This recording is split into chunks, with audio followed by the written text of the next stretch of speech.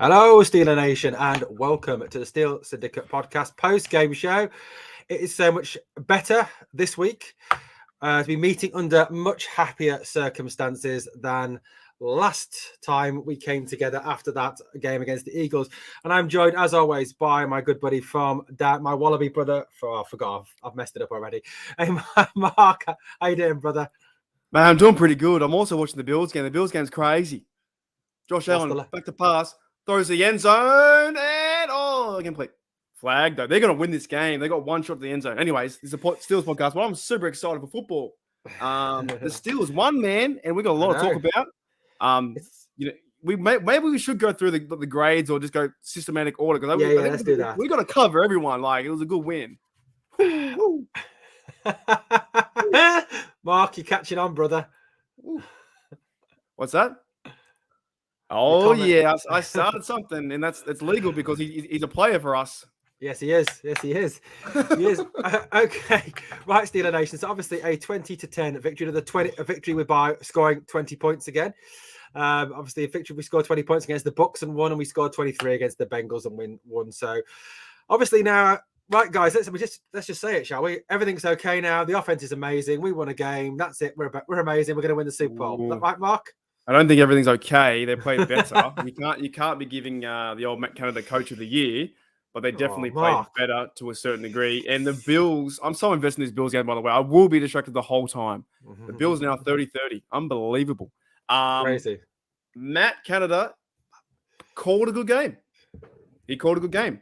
And it brings up the question, even my mate, State of the Steelers, Daniel J, said, they kicked the field goal, said, Can Kenny Pickett throw the deep ball? It doesn't look like he can at the moment, right?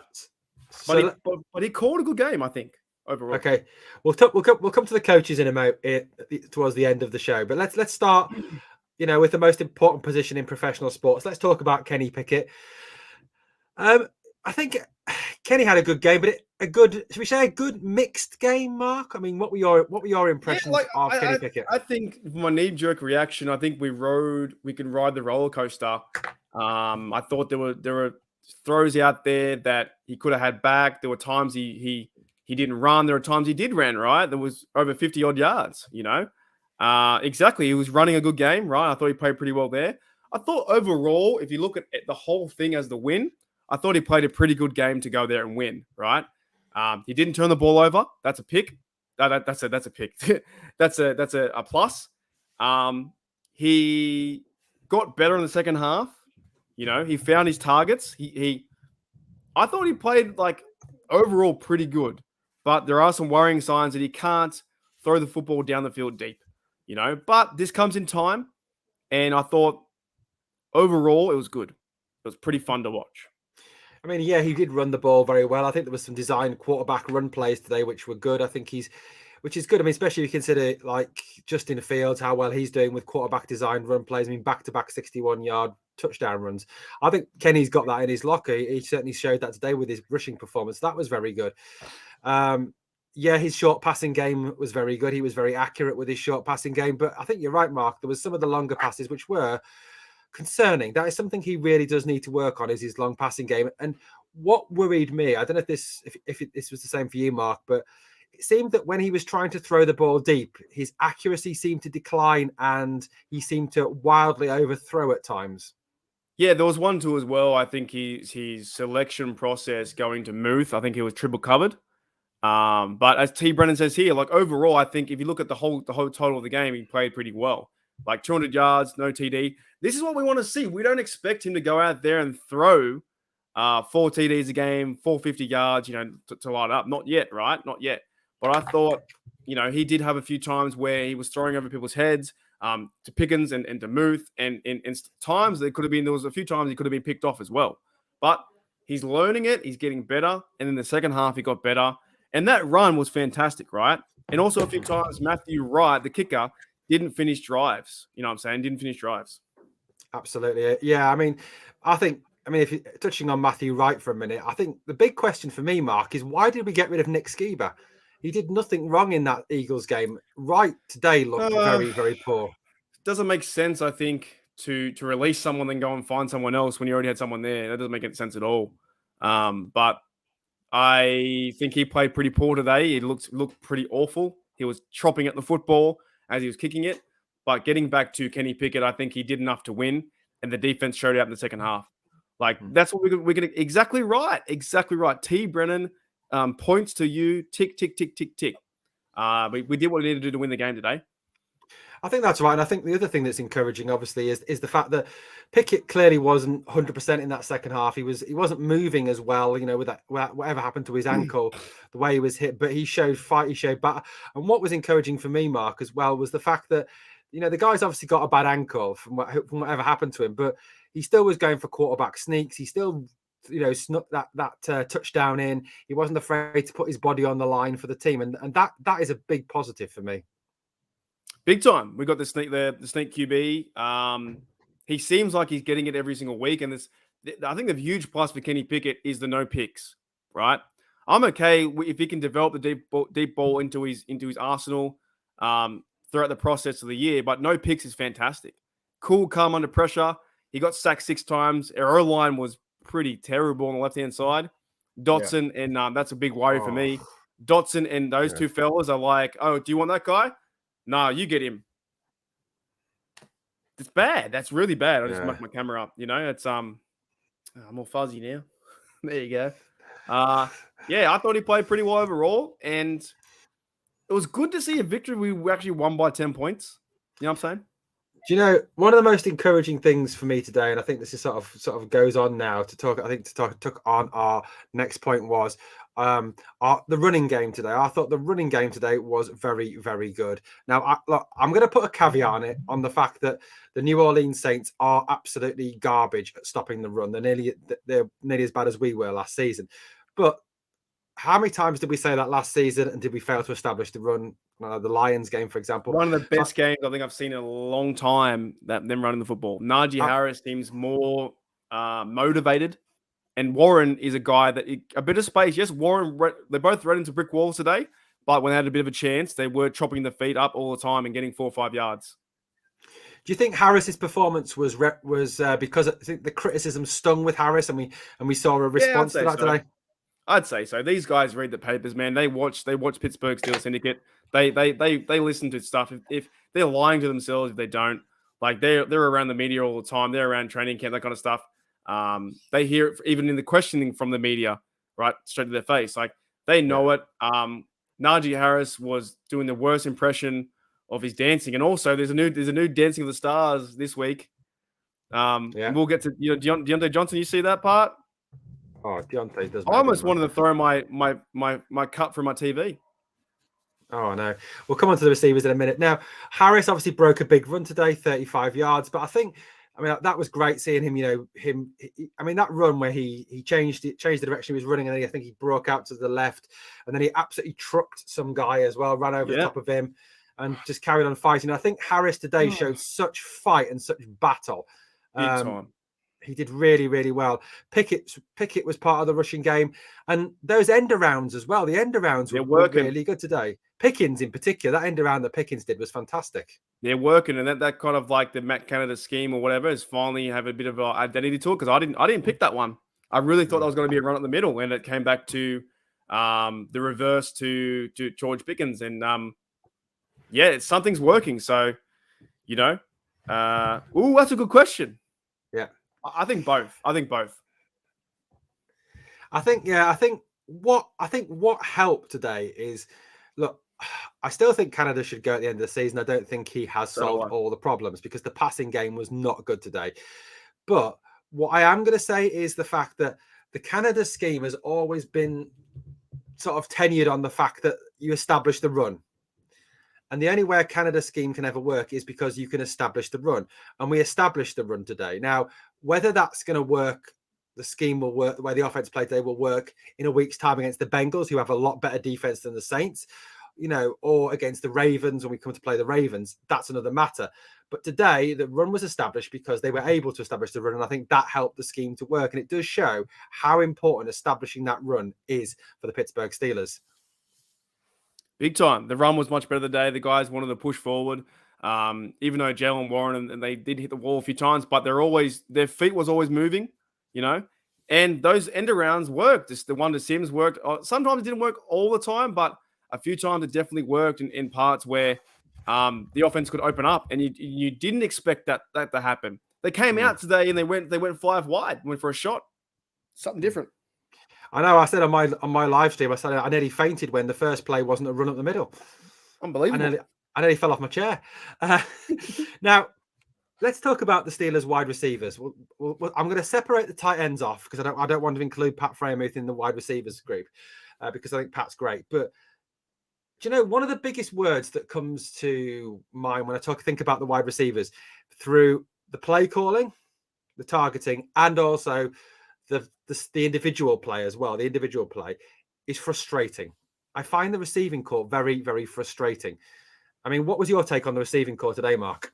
I thought, Pickens kind of stood up to a certain degree, made some good contested catches. But I don't, it is very frustrating because to a certain point, Deontay Johnson going backwards into a tackle, I've never seen that. I've never seen him push back on his foot and then get tackled by a guy behind him when he should be going forward, and then put us in a scenario where you should be doing 1st and 10 and you give us a 2nd and 1 and almost cost us part of the game. Yeah.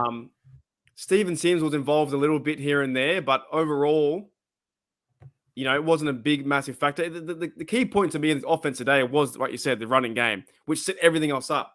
It sets the motions up. It sets up the short passing, but nothing else really down the field. However, DJ made a good catch down the field too for 40 yards. So, you know what? I think we're coming to this. We're coming to this more as we're picking stuff out. We're picking things out. But in a whole game sense, they played pretty okay. They played to a point where they could win, and there was no big mistakes. But receiving wise, you want to see them get a bit more separation. That didn't happen. But I just can't understand how DJ went backwards. I don't get it. Yeah, I know. I mean, if you look at the receiving stats for a minute, DJ was 4 receptions, 63 yards, averaging 15.8 yards per catch.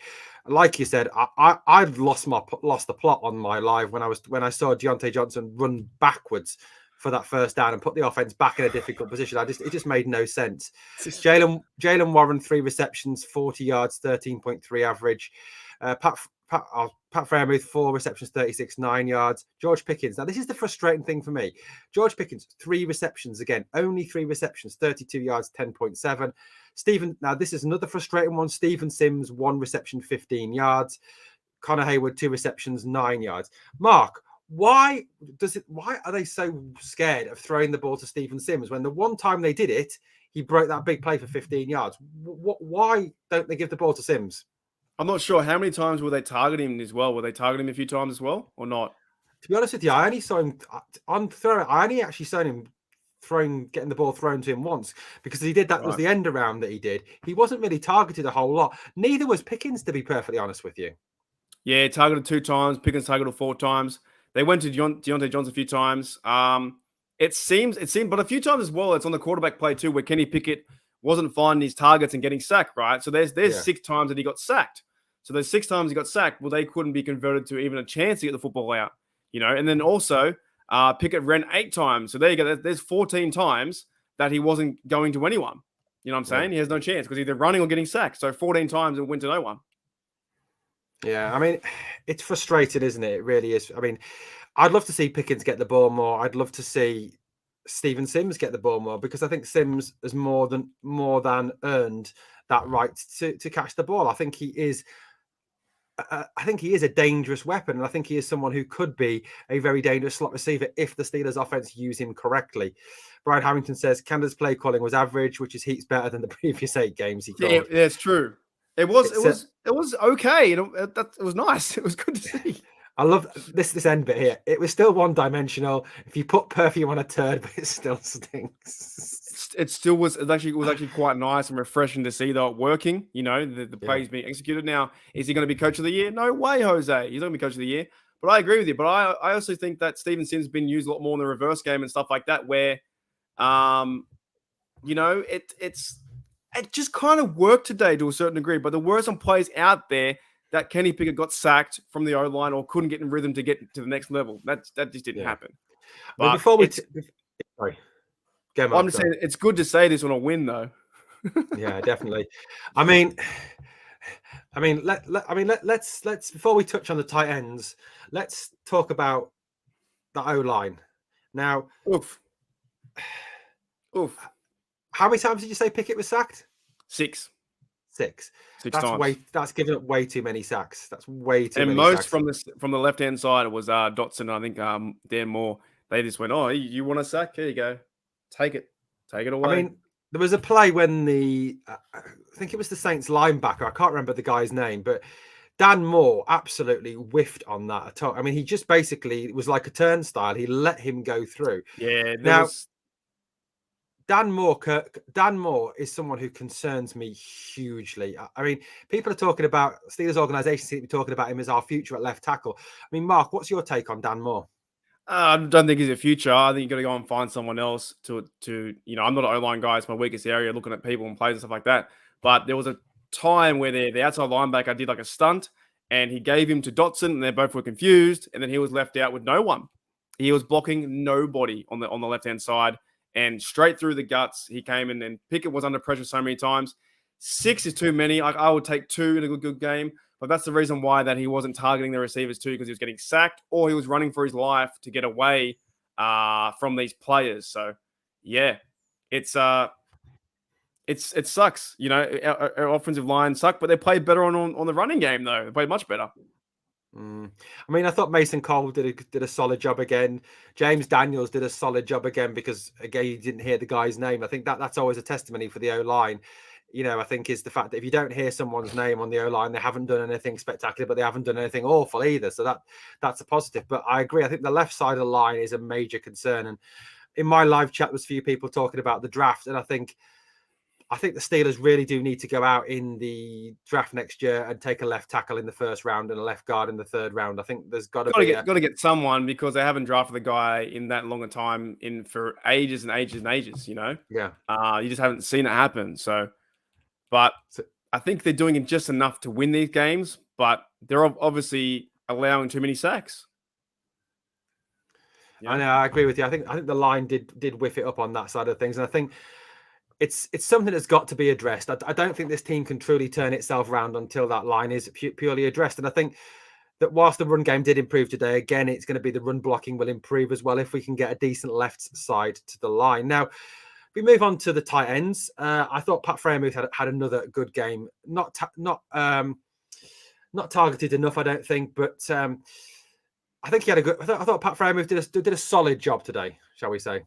He did, but that, like I said again, like the theme was that Kenny Pickett couldn't get targeted enough or couldn't find targets enough. But I thought the tight ends played okay with Muth and those guys, but Gentry, just a guy out there, he shouldn't be. To me, he was getting targets too. Few times he was trying to create routes that weren't there. And he was throwing the football and couldn't come up with it. But I keep saying, play Connor Haywood. He can play some football. And they gave him 2 targets, but then they bring him off the field. So they're kind of bleeding him into a role. Yeah. But they're using I want to go back and watch and see if Gentry's more of a run blocking guy, because he probably is. But they're using Connor Haywood so well to get first downs. He's like Warren. He's fantastic. Yeah, I mean, I thought, Connor Haywood did a good job when he came on. I think he's going to be a very, very talented player in the future at tight end. Like I said, Freiermuth did well. There was one comical moment, I think someone said in my live chat on my live stream was Kenny Pickett overthrew Zach Gentry. And the question was, how on earth do you overthrow Zach Gentry? I mean, what, he's 6'7", isn't he? They're still figuring things out. Like we're not really a playoff team right now. We're not a Super Bowl team right now. They're still figuring things out, right? So you have these guys coming to the season next year with Muth, Gentry if he sticks around, and Connor Haywood. You've got your 3 tight ends there who can hopefully, when they run the ball, they're pretty fun and effective. Like there was a time where who got on the outside? I think Muth was on the outside. He got clipped up by the ankles. Gentry made a good block. He got in time for there. So there are times where this team's playing really well like that, but overall, it's to me you need to play Connor Haywood more, but they put him in good situations. I loved it. I love seeing him run hard. He plays such good, fantastic football. But I'm pretty happy with the tight end room. It all comes down to this game to me was defense, and the O-line couldn't give Kenny time, and Kenny was also going through his reads where he would miss a lot of plays, a lot of big plays too. So. Yeah. Yeah. So I mean, I think overall the offense. Do you think the offense improved this? It improved this. Did we see steps forward? Shall we say? Did we Yeah, see they progress? scored points. No, They they score. definitely improved. Um, it's like when someone said, "Oh, it was individual, was it Matt Canada?" Right? Yeah. It's they definitely improved. Now, are they the best team in football? No way, no No. way. They played a game I think we thought they would play at the start of the season. You know what I mean? Like a nice, easy game, run the ball. But see what they're identifying now too. They're identifying Warren. They're identifying Najee Harris, two back set, giving them more touches. I believe they had Yeah. sparing touches together. Yeah. Najee had 20, Warren had 9. I like that. 4.1 for Warren, 5.0 for Najee Harris. Receiving game, Warren had 3. That's 12 touches. Okay, Yeah. that's good touches. Connor Hayward had 2 touches. Oshesky was even in there. We just got to get Kenny to find his guy. If Kenny can find his guy, I think we have a chance. Yeah, absolutely. Absolutely. Alex Mahoney says in the live chat, which gives us a nice link, I think is what we need to talk about next, was this win was a defensive victory. What made the difference? Good secondary play. I thought the defense was very, very good. Not elite, but very, very good today, especially given the fact they were without Fitzpatrick, who was missing. I thought Kazee stepped up very well. I mean, let's start with that front seven. I thought Highsmith and Watt played exceptionally well. I thought Big time. Cam did very, very well. I think do you think Highsmith benefited today from the fact that Watt was back? Oh, big time, man. He looks like he's more comfortable out there too. I think TJ Watt benefited that TJ Watt was back. You know, like TJ Watt played some good football. From the get-go, TJ Watt was out there getting tackles for a loss. Highsmith, I believe, got 2 tackles, I think, for sacks or something like that. They seemed more alive. You know, in the first half, we got burnt by Spillane covering whoever. Doesn't matter who he covers. He can't cover anyone. But he made a big play as well to stop the 4th and 1, which I don't know why they went 4th and 1 QB sneak. They tried to hurry. They stuffed up. Game was over. But I think secondary played well. Kazi stepped up too. It was really fun to watch, and they didn't score any points in the second half. You know what I mean? Like second half, they didn't score. I believe they only let up 10 points. Yeah. Oh, sorry, 10 points the whole game, and no points second half. Absolutely. Yeah, I mean, Steelers completely shut the Saints down in that second half. They no points at all. The red rifle was misfiring very, very badly. Yeah, and you're right. The secondary, I thought, came up big today. I mean, especially as I think there was a lot of pressure on Cam Sutton and on obviously on Levi Wallace as well, given the absence of William Jackson III and who was the other ones missing today? Keller Witherspoon. I thought they came up really. They came up really, very well. You don't even notice that Witherspoon was out. You know what I'm saying? Yeah. Like I thought Wallace played pretty well. I thought James Pierre played pretty well to a certain degree. Yeah, sure, they're giving up some plays. I thought Edmonds played well in there too. They seem like they had more heart. The only thing I thought they got really burnt was those 2 drives in a row where they got the 10 points. Was when they targeted Spillane. I think 7 times in a row they went Spillane's direction and he couldn't cover anything. And you're thinking, oh no, this kind of sucks. And then the Steelers came back into it. To me, Hayward's been really quiet all year, but he can't do everything himself. You need players to step up too. But I thought overall the defensive scheme was good. If you're holding a team to 0 points second half, that's fantastic. Absolutely. And I think Kazee looked really good. I just got to say one thing. I don't know if it's just me being a bit harsh, a bit too black and gold goggles, but the penalty that led to the Saints touchdown, where Kazee was flagged for that. It wasn't a flag. He hit him, and it's a man's game. It's not. You know, I just think that there was absolutely nothing wrong with that hit. It was a hard physical hit. If he doesn't hit him, right? He doesn't hit him, he scores a TD. Yeah, exactly. There was nothing wrong with it for me. And I thought Kazee did very, very well. I thought he stepped up exceptionally well to replace Minka today, which is not easy at all. Got the pick as well. Exactly. Yeah, there was a few calls in this game though. I think there was a flag on Frymouth in the end zone, which I don't think was a flag. Yeah. There was a few that went either way. I think the Saints fans would be pretty pissed off, and I think it's warranted. Certain stuff. There was, I think one of our catches might have hit the ground, and that wasn't called, and we ran a play and got away with it. So those things happen, but it finally went our direction. Finally, how many times it doesn't go our direction, right? Exactly. But Arthur Mollett, I thought, had a decent game again. Very good. He ripped one out too near the end. He ripped did. one out of the guy's breadbasket, and he's playing well. He plays with heart though too. He's not the most talented guy out there, but he plays with a bit of heart, understands the game, veteran kind of guy. Cameron Sutton played well too, I think, in the secondary. The big thing for me is always, as now, is the middle linebackers. That Devin Bush is non-existent out there. The one time he rushed was like, I believe a false start or a timeout. Yeah. He went for a blitz. You know, I don't know if he's getting told to do that or if he's like, or if you see something, go for it. But Devin Bush is just non-existent. He's not out there. He's not playing. I don't know. He's just not playing to win. What's your take on Robert Spillane? Bench him, mate. I don't know. He made one good play. He's a teams guy, dude. He's a depth guy. Yeah. He allows the other team to focus on the weakest player. Who's the weakest player? Robert Spillane. Got beat like I think 4 or 5 times in a row. Yeah. So you gotta have, and it hurts because Miles Jack played limited snaps. But that's what I mean. The middle linebacker core is not doing anything. Not the way he used to. Exactly. It is suffering. And I think you've got to question what is Mark Robinson doing wrong to not be even getting a helmet on game day. I mean, given that, you look behind Bush and Jack, and then it's Spillane, it's Marcus Allen in theory, I don't know. I just, you've got to ask that question. What is Mark Robinson doing wrong to not get? And the point is now you're halfway through the season, give him a crack. Because I think Marcus Allen came up with a big penalty as well, holding on the special teams, I think. Yeah. I think just give him a crack and see what can happen. The defense, the middle linebackers are pretty poor, but that's why when the Edmonds comes down the box, it's a good go for him. I thought Edmonds did very well again today, because I don't know if you noticed, but on a lot of the tackles, the run stuffing tackles and the tackles on their tight end, if you notice who was constantly up there, supporting that run stuffing and also the tracking of tight ends, it was Terrell Edmonds. I thought Edmonds had another very, very good game today. Yeah, Terrell Edmonds was always coming down the box too, and a bit like you can do that, because I believe when he came down, it was Trey Norwood or someone else stayed back, or Kazi stayed back. So I think overall the scheme was really, really fun today, really good.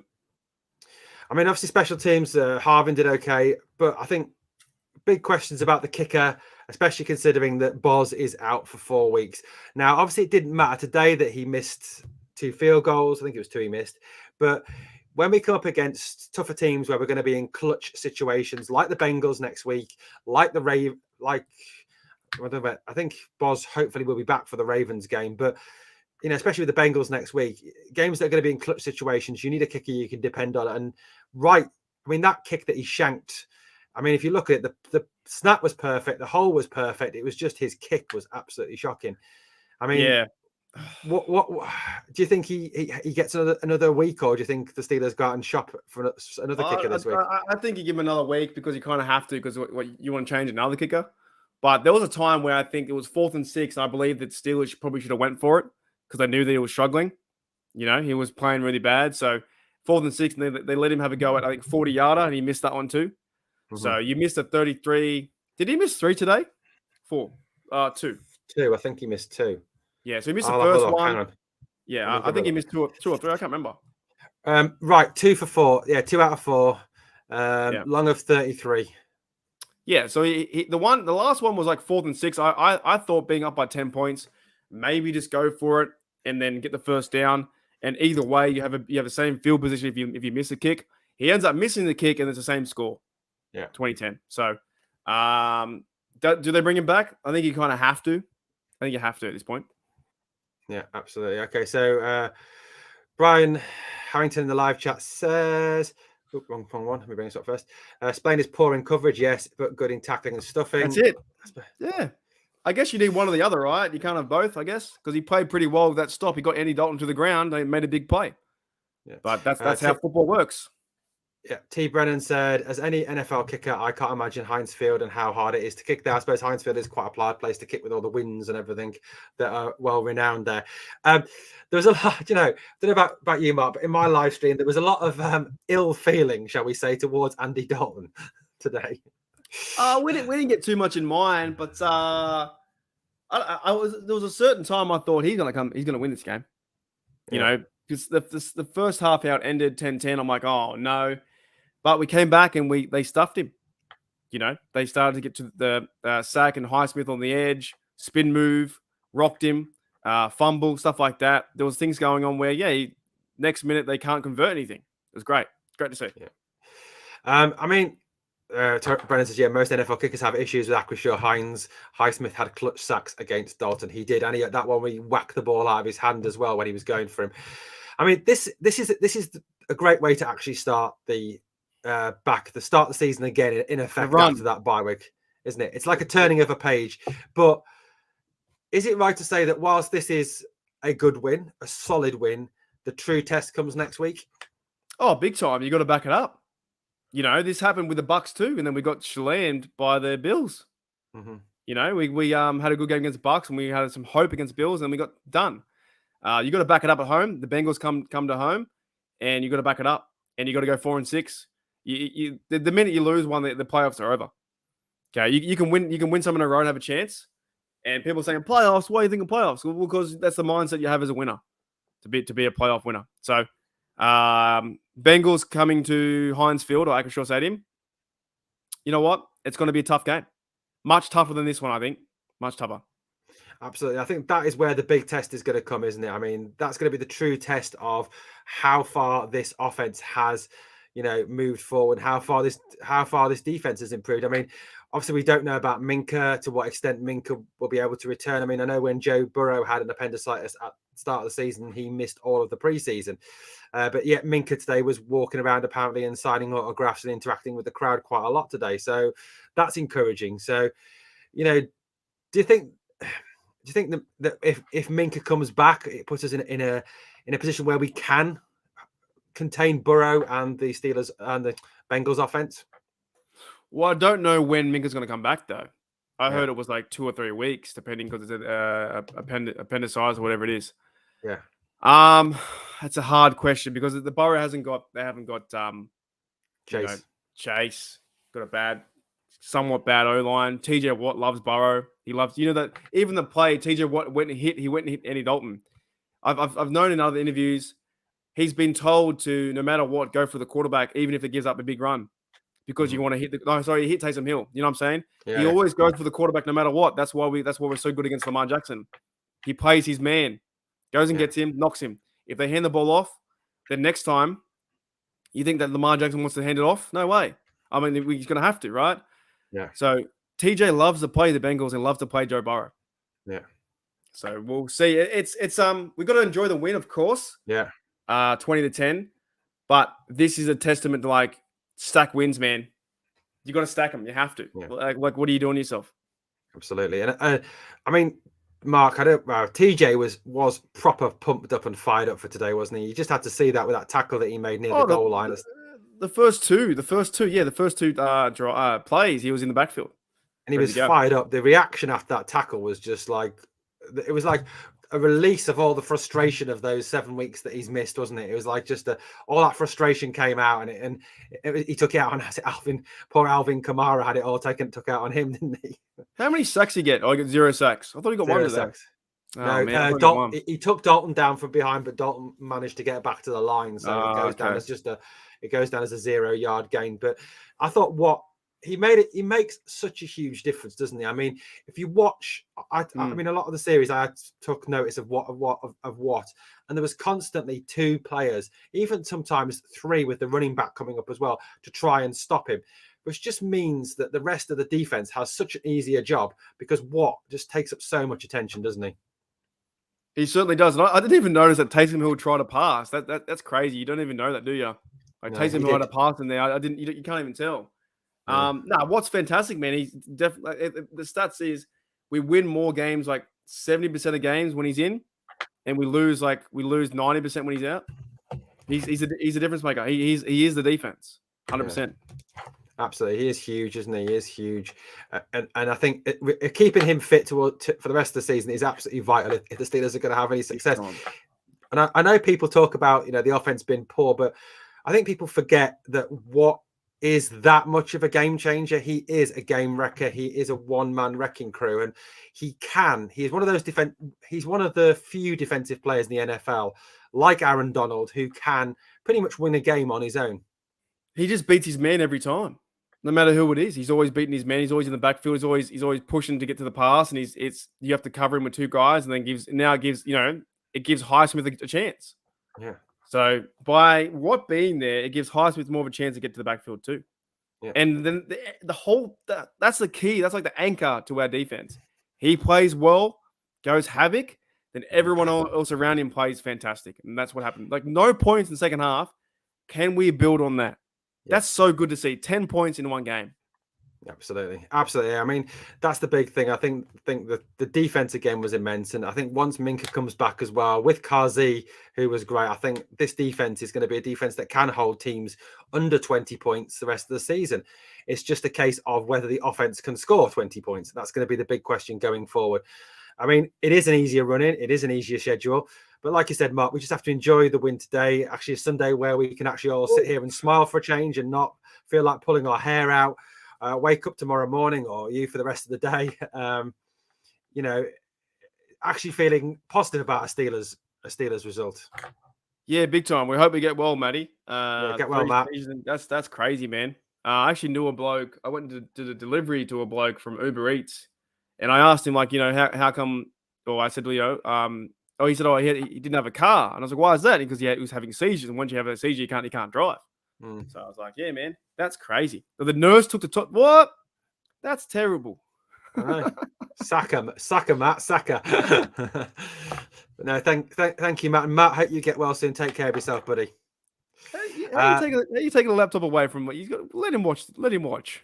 Brian Hamilton says TJ draws attention to himself much like a great receiver does. In doing that, it opens up opportunities for the D lineman to make plays, thus the entire D plays better, which is what we're saying. Yeah, Brian, 100% spot on with that. Mark, any sort of final thoughts to finish off the podcast today about today's game? I'll tell you what, I'm pretty freaking exhausted today. Like, it's another 5 a.m. wake up, and I think it was actually worse than 3 a.m. because I was more in my sleep. You know, I woke up at like 4:50, and I was like, one of those moments I was like, I could nod off one more time and I'll be waking up at 9, Yeah. Final thoughts for the game. I think we need to enjoy this. Yeah. And if they can play a similar style of football, but only get a bit better, you have a chance to beat the Bengals, right? TJ helps us out. Got to stay healthy. Miles Jack will be healthy next week too. Yeah. And then next week for me, it's going to be an 8:30 game, so it's harder for you, but easier for me, I guess. Yeah. But I don't know, man. Or it should have been a primetime game. But I thought, I thought overall we played pretty good. Yeah. And once I have a schooner down the pub today or whatever, I feel pretty good and be like, you know what? We're 3-6. Sure, it's been hard, but who says we can't go on with these games? We have a chance, and it was heart wrenching for the time. Warren played good. They're all started to actually want to play football. That's what I saw. I saw heart today. But can they back it up? How many times have we said this, Owen? Yeah. They play well in the Bucks game. You're excited. Then they play absolutely trash. So we'll see. They got the keys back up. Got to back it up. Absolutely. And T. Brennan says to us, Mark, if possible, I'd love to be a guest appearance one day. Grown up Steeler fan, whole family is. Great uncle got drafted by them in 52. Appearance on here? Possibly. We can do that. Yeah. Sure. Are you good on the mic? Do you know one thing I'll discuss this next bit with you after. But yeah, I think, like I said, final thoughts today. A positive result, a good start back after the bye. Najee looked getting back to his best today, which was encouraging. Hopefully he can continue that. I'm gutted for him that he didn't manage to get to 100 yards today. One away, right? It was one away.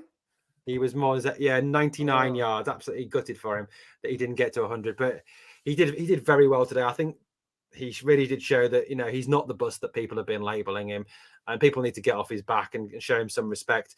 But yeah, something to build on, like you said, something to stack, something to work with this week, and we go again next week against the Bengals. I think that's the best way to look at it. Just one thing with T. Brennan, we might entertain that idea in the off season. That's probably the best chance. Yeah. Get in contact with us in the off season, because there's a lot of time to fill. Yeah. You know what I mean? And we can bring up. So you said your uncle was drafted by them in 52. That's a cool story.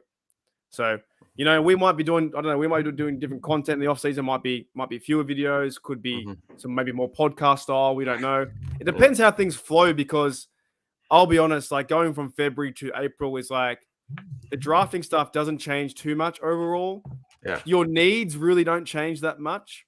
The players' development doesn't change that much. So, yeah, link up with us in the offseason or remind us in the offseason. We'll talk about it. So we're open to that. Yeah, definitely. Actually, 100% we are. Yeah. Okay, guys. Thank you, Steeler Nation, for joining in with the live chat. Thank you for all your comments, questions, and thoughts and contributions on what is a much more positive Sunday than it has been over the last few weeks, shall we say? And props to Mark again for getting up very early this morning for our Pittsburgh Steelers. Really showing his commitment to that goal. Guys, one message from me as well. Right. If you have not done it yet, guys, or you are catching this podcast at a later date, and I know we get a lot of viewers after the fact as well. Can you all head over to Steelers Nation Australia, guys? Mark is getting close to 1K. I think he's on 930 subs at the moment. 930. I'll link me channel. Hang on, mate. Let me link me channel. I'm on 930. Yeah. I'm 70 away. So he's 70. Until 70 away, guys. Google gives me money. Yeah. So what I need you to do, guys, is any Steeler fans you know that watch YouTube usually, if you are picking this video up at a later date and haven't been in the live chat, but are subscribed to Steel Syndicate, but not yet subscribed to Steelers Nation Australia, please go and subscribe to Steelers Nation Australia.